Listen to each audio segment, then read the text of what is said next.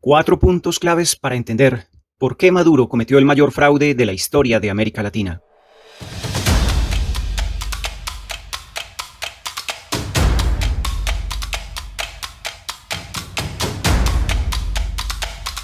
El dictador venezolano no podía permitir que el voto popular lo eyectara del poder y lo despojara de la impunidad con que se manejó durante años. Por eso ejecutó, gracias al aparato estatal, una estafa electoral colosal que indigna al mundo. Abordaremos esta nota de actualidad por Laureano Pérez Izquierdo, publicada en Infobae, el 28 de julio de 2024 a las 11:22 de la noche, paralelo a los anuncios que hacía el gobierno venezolano sobre los resultados que le favorecían en las elecciones. Un saludo especial a quienes les interesan las teorías críticas, la sustentabilidad, las vías disruptivas y alternativas al desarrollo. Soy Wilfer Ceballos Betancourt y realizamos esta nota de actualidad con fines académicos para los equipos de investigación y de estudio interesados en los avatares políticos de la democracia de América Latina. Un agradecimiento a Laureano Pérez Izquierdo, quien nos ha aportado esta nota de actualidad. E iniciamos.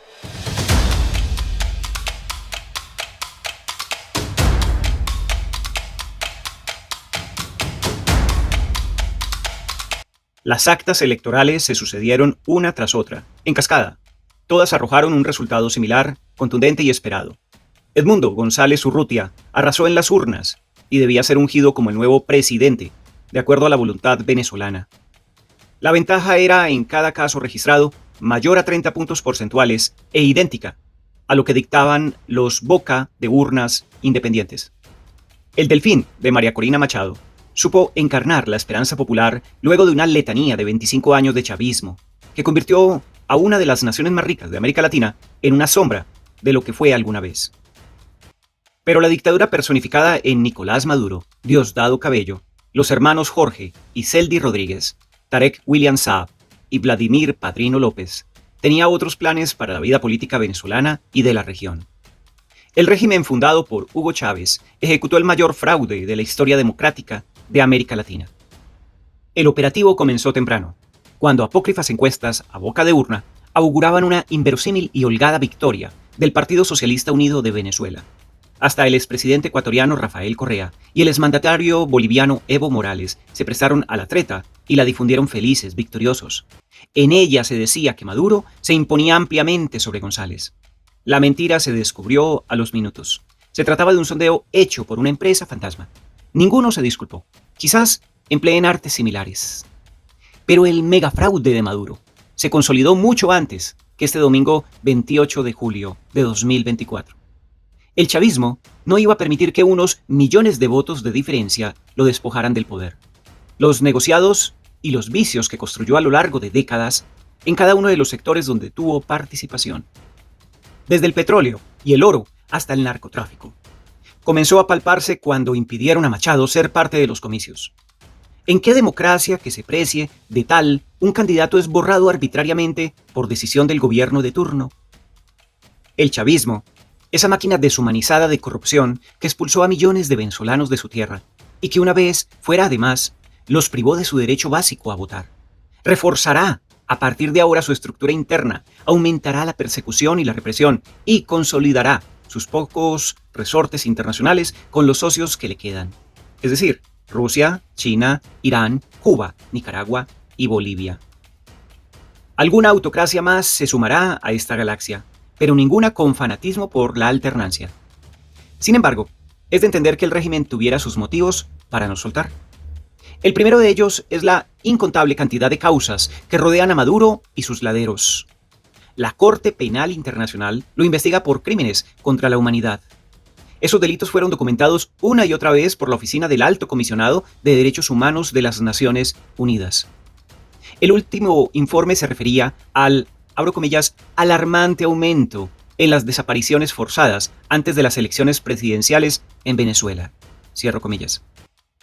Desde hace años, esa oficina describe detalladamente cómo el chavismo, que este domingo falsificó las elecciones presidenciales, tortura, desaparece, secuestra y asesina venezolanos por el solo hecho de enfrentar a la dictadura.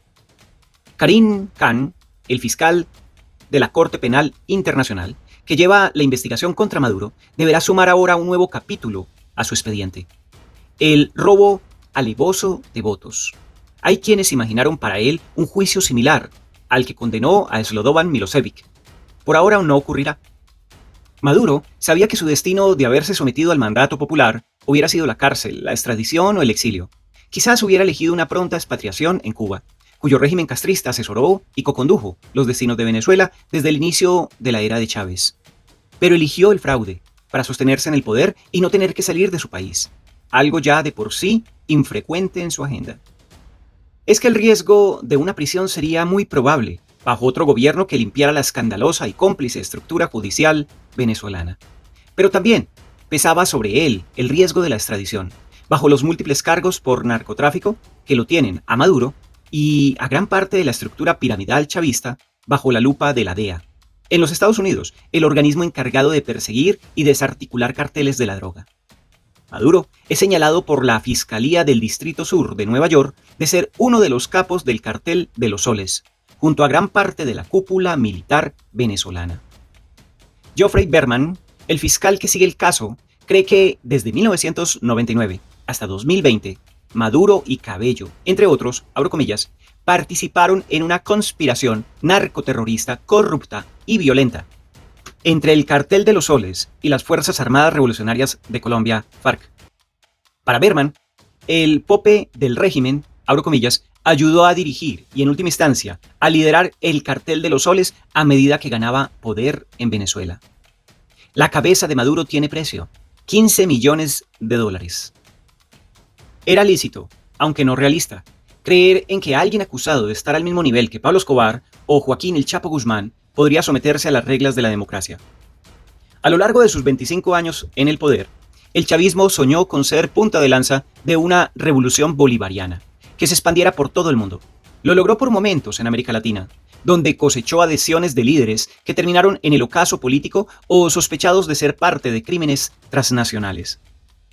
En ese tiempo, y en momentos de vacas flacas, el régimen autopercibido rebelde y revolucionario se sometió a otras potencias. Cedió sus recursos naturales al mismo tiempo en que denunciaba injerencia imperialista norteamericana y levantaba las banderas de la soberanía. Ese doble estándar se puso de manifiesto con la entrega de la explotación minera a China y a Rusia, a cambio de una supuesta protección internacional. Ese paraguas sirvió para soportar las sanciones que Washington le impuso por sus violaciones a los derechos humanos. Esos socios, sumados a Irán y algún trasnochado más en la región, le permitirán continuar el mismo camino como un paria internacional, hasta que juegue de nuevo el papel de estadista abierto al diálogo. Gracias a algún facilitador malintencionado o pago, sentará nuevamente en una mesa a delegados y burócratas de todas partes del mundo con promesas republicanas. ¿Alguien podría tomarlo nuevamente en serio? Ni siquiera Lula da Silva, abogado suyo en miles de foros, podría sostenerlo. El brasileño fue engañado y burlado infinidad de veces por quien supo ser un camarada de su confianza. ¿Seguirá haciendo ese ridículo?